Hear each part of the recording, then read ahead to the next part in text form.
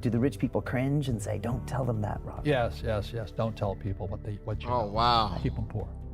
All right, guys. So I'm on the real journey for truth. I'm not just reacting for the sake of reacting. Okay, I'm on a real journey for truth, and I appreciate all of you for walking with me. All right. Now I might be checking out some things. Not might be. I am checking out some things that are pissing people off, as if I'm trying to offend them. I'm not.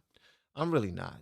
Now, some of the things that you hear or see on this channel now, it might be things that go against what you believe in, and it might hit you in a way that makes you feel like Van don't care about you, that Van is showing blatant disregard to how you and your family what you and your family believe and your core values that are completely opposite of the content that I've been checking out on this channel. And for that, you know what, I apologize for that, but hopefully you stay and we can learn together, or you can teach me something. All right. But at the end of the day, I'm trying to build with you.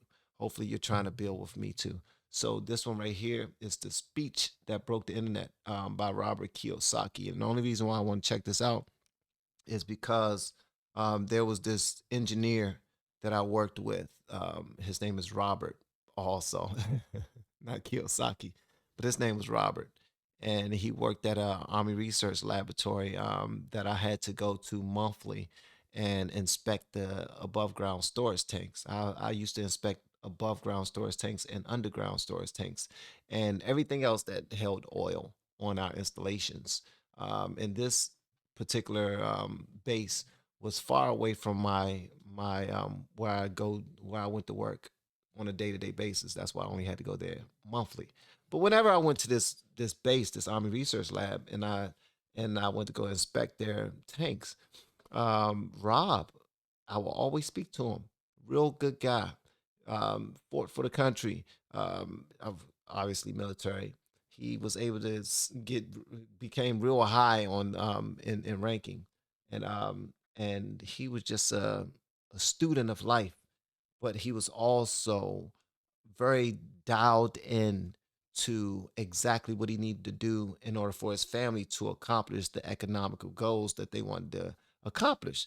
And because of that, he was teaching me things. He was like, you need to read Rich Dad Poor Dad. He used to tell me to read these books, and I was always on the run. So the only way that I can listen to these was in the car. So I will find them on YouTube. If I couldn't find them on YouTube, I would download them. It was one of the best things that ever happened to me. So Robert Kiyosaki is talking about, well, it's called The Speech That Broke the Internet. But apparently he's about to tell some truths that that will really affect us. So hopefully y'all enjoy this. Let me know what y'all think in the comments. Do the rich people cringe and say, don't tell them that, Rob? Yes. Don't tell people what you know. Keep them poor. PhD, all that stuff. I go home and ask him, said, why don't we learn about money in school? And he looked at me and says, because the government doesn't let us teach that subject. The government tells us what we can teach and what we can't teach. And I thought that was strange. And I said, but aren't we going to school to learn about money? He says, no, your job is to get a job. I said, but you get a job to earn money. He goes, no, you're supposed to just get a job. And I went, no. Isn't the purpose of a job to earn money? He goes, you're correct. I said, so why don't I just learn about money? I can skip the job part, you know? And he got flustered and he said, if you want to learn about money, why don't you ask your best friend's father about money? Yeah, this is And it. I said, why? That's Mike. So I asked him. He says, because Mike's father is an entrepreneur. And I said, what are you? He says, I'm an employee. I'm a government employee. Rich Dad, Poor I went, Dad. oh, what's the difference? He says, the difference is an entrepreneur must know about money, or they're no longer entrepreneurs. And he says an employee doesn't have to know anything about money, because the government will take care of them, the company will take care of them. So I'm all confused. But I took my dad's advice and I trundled over to Mike's father's office and knocked on his door and I said, hey, I'm here, 9 years old. Teach me about money. He says, beat it, kid, you know? But that's where the story of Rich Dad, Poor Dad started. And finally, through persistence, my rich dad started teaching me about money on one condition. And that condition was he would never pay me. He says, the moment I pay you, you think like an employee. He says, that's the trap. I love Entrepreneurs work for free. that. I love that. And now I'm 9 years old, my head's going cracking in half. He says, you never want a paycheck. You understand that, kid? I said, okay, I got it. And he says, well, how do I make money? He says, that's what entrepreneurs figure out. It's like, so how do I learn about money? So he would just break out a Monopoly game board. So I would work for free. I'd pick up cigarette butts, and he had hotels and restaurants, and I would clean and do menial tasks. And as I got older, I started getting into office work and marketing and accounting, and I was an apprentice basically, but I always worked for free. And he would teach me about money, but the way he taught me about money was playing Monopoly. Wow. And finally one day I got upset. I said, well, when are you going to teach me about money? He says, what do you think we're doing? We're playing Monopoly. He goes, no. What do you think we're doing? We're playing Monopoly. He says, what do you think we're doing? So I don't know. I'm teaching you about money. And then that's when, you have one greenhouse. He says, there's many formulas for great success in money. There's thousands of them, but one of the best ones is found on the game of Monopoly. It still is today. 4 greenhouses, 1 red hotel. I said, what? He says, one of the greatest ways to acquire great wealth is playing Monopoly in real life. 4 greenhouses, 1 red hotel. Is that all there is? He goes, that's it. And he says, what do you think I'm doing? And I went, I don't know. So then he took me out and he showed me his green. Wow, man, I gotta get four greenhouses and 1 red hotel. That's what I gotta get. 4 greenhouses, 1 red hotel. That's what I gotta get. That's what y'all gotta get. 4. Y'all already heard it. Y'all heard it. 4. That's what he said. Houses. And 10 years later, when I was 19, I was now in school in New York, and I come back to Hawaii, and Rich Dad had bought the biggest piece of land smack dab in the middle of Waikiki Beach. And when you go to Waikiki Beach today, you'll see the Hyatt Regency Hotel. That was his hotel. Just like the game of Monopoly. Just like the game of Monopoly. Acquired assets, and they became bigger assets. He just kept what's called an assemblage, because that property wasn't that big at the time. So he had to buy out all the small guys. Because Waikiki was a little dirt water little town. So he'd buy out this shop owner and buy that shop owner. And it took him a while, but he finally assembled this large piece of property. And then he and Hyatt put up this giant hotel. And it just sold for $800 million. Oh my God. Sheesh. Ooh, 800 million. Oh, Lord. Ooh, 800 million. You know what's funny? I get all crazy and riled up like 800 million. That's so much money. What would I do with 800 million? I know a couple of things that I would do that would be extremely productive. And most of it will be philanthropic. It will be. But I still don't have a plan on how to do it properly, where it's not only lucrative for others, but it don't just land flat. Like, it's still an investment, like either on someone else's life and their path, some community, some city, some state, the country itself.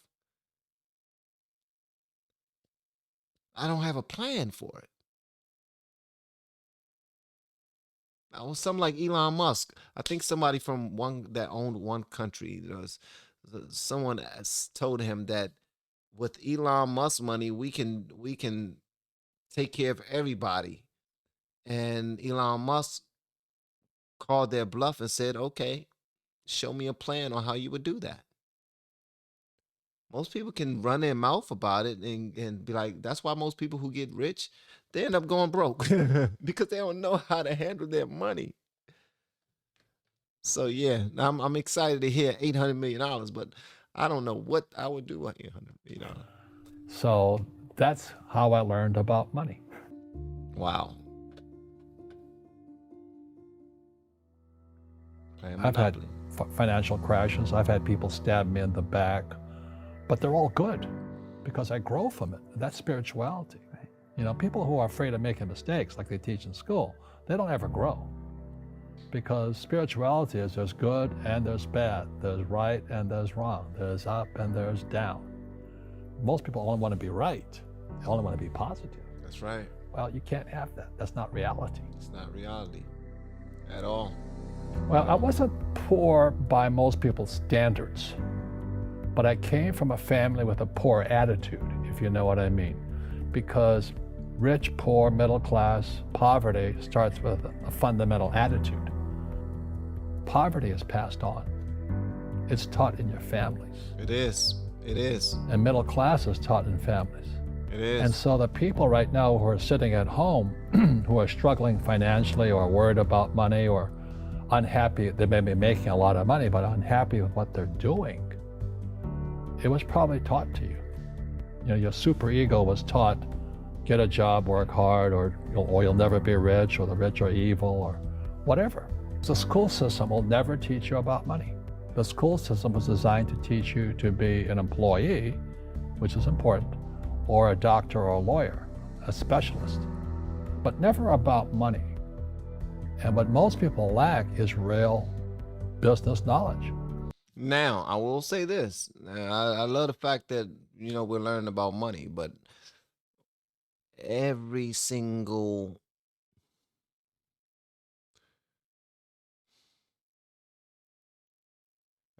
job and position is needed. Like if like, yeah, the school systems teach us to get a job. They teach us to get a job because that's the only way this country will run if we all are working in some capacity that helps. So when we go to, yeah, you're not teaching your family that when you graduate from college, I want you to work at Chipotle. You're not teaching that at all. But Chipotle is needed because when you're hungry and you want something um not as greasy as a burger or chicken or something like that, you want to get some rice options and different meats options and some vegetables in there. You know what I mean? Those people are necessary that's working there to be able to provide us what we need. So it's Starbucks, Wendy's, McDonald's, um, gas stations, people who pick up our trash, and every single person who wears a uniform. Like it's all needed. So everybody can't run around like I'm an entrepreneur. I don't work for anybody. I'm an entrepreneur. I don't work for anybody. That right there will completely crush the world, man. Like we won't be working with each other. Everybody will be like, "Nah, I can't buy anything from you, but you can buy this from me. I got these burgers. I got these fries inside of my trench coat.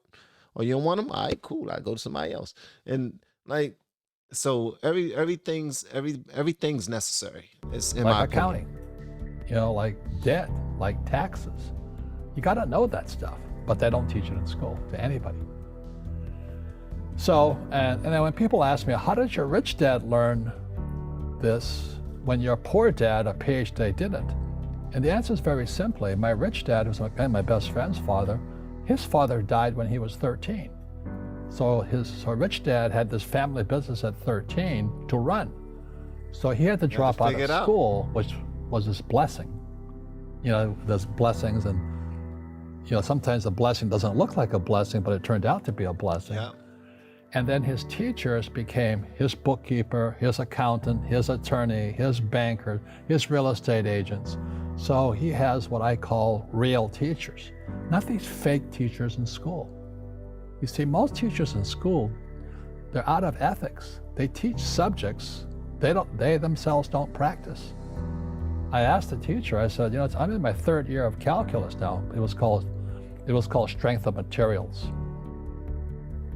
I said, am I ever going to use this stuff? He goes, no. You know, I said, why do you teach it? He says, because I get paid. I said, do you ever use it? He goes, no. And that's why, you know, you have to, in life, one of the things I suggest to people, you got to find a real teacher versus a fake teacher. And a fake teacher is somebody who doesn't do what they teach.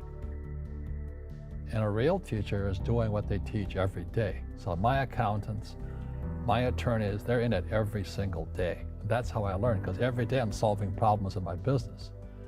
So I have accountants and attorneys and bankers and all these people on speed dial because I'm solving problems with my team. I see you giving this knowledge out, and Yeah. do the rich people cringe and say, "Don't tell them that, Rob"? Yes. Don't tell people what you Oh, know. wow. Keep them poor. But you know, unfortunately, the poor, as was in the Bible, I'm not real religious. He didn't smile or nothing when he said that. He said, yeah, they say that. They say, keep them poor. Keep them poor. We need customers. If they're all rich, we're not going to be rich. Somebody has to be poor. If they're poor, they're paid to know what we know. If we want to tell it to them, we'll sell it to them. Sheesh. But you know, unfortunately, the poor, as was in the Bible, I'm not real religious. The poor will always be amongst us because it starts up here. Right. It's that fear mentality. It's in their words, you know, and the words become flesh. Again, I'm not really religious. I flunked out of Sunday school also. But when they say I can't afford it or I can't do that, they go down. They become what they say. My PhD dad, he says, what do you think I am, made of money? I can't afford that. And my rich dad would say, that's why he's poor. Wow. Poor people say, I can't afford it, I can't do that, I don't have time. Because it's an escape. It's an escape, you know what I mean? It's easy to say, I can't afford it. And your rich dad used to say what instead of "I can't afford it"? How can I afford it? How can I do that? You know, what would it take, or why should I do that? He says that a question opens the mind, a statement closes the mind. See, when you say I can't afford it, your mind shuts down. And A question opens a mind. A statement closes the mind. A question opens the mind. A statement, they dropping gold on a brother. They dropping gold nuggets. Gold nuggets, I'm going to dip them in gold barbecue sauce, gold Polynesian sauce. a statement closes the mind. See, when you say I can't afford it, your mind shuts down and you become what you say. Rugby is a team sport, but so is soccer. The rules are different. And other people are golfers. They play by themselves. And so everybody's different. So my game financially is business, number one. Second is real estate. So what I say to young people is, you find your game. Find your game. I like that. Find your game, man. They don't even, find your game.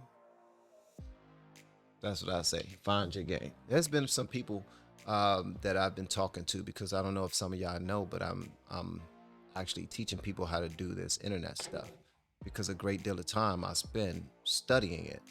Hey, this is my life. This is my livelihood now. So because of that, I try to teach people that, and I do it for a cost, a pretty high cost actually. But I don't. When somebody come to me and they're so gung ho about learning how to do it, I talk to them first, and I try to see if this is something that will fit their life, and if it's something that they can do, if they have the capacity for it. And if they don't, I will refuse them consultation. I will still give them nuggets. I will still, share their posts if that's what they want me to do, or mention them on my videos or something like that. But I will not coach them, because it shouldn't be about the dollar. It's not about the dollar for me. It's about everything else that I've gained from this. And if someone is willing to actually learn how to do what we're doing and take it seriously, they'll know that it's a great this is a real possibility to create a good life for you and your family. It really is, if you're willing to take it seriously. But it's just like anything else. it's a skill, and skills take time. You're gonna need to take some bumps and some bruises, some wins and some losses. So I like what this was all about, man. It's every time I hear these types of talks, it's a wake up call for me. It's like, Van, how are you with this? Not yet. Get into it. Fix that. Fix that. If this is tied to your business in some way, shape, or form, you need to fix that. You need to become a part of it. All right. But yeah, that was dope. Hopefully y'all got something from it too. If you did, please let me know in the comments below. And if you have yet to hit that subscribe button, please make sure you do so on your way out the door. Once again, guys, I am Van, and now we are all the LFR family, and I look forward to seeing you on the next video. Hopefully inside the Patreon as well. Y'all have been amazing, man. Love y'all.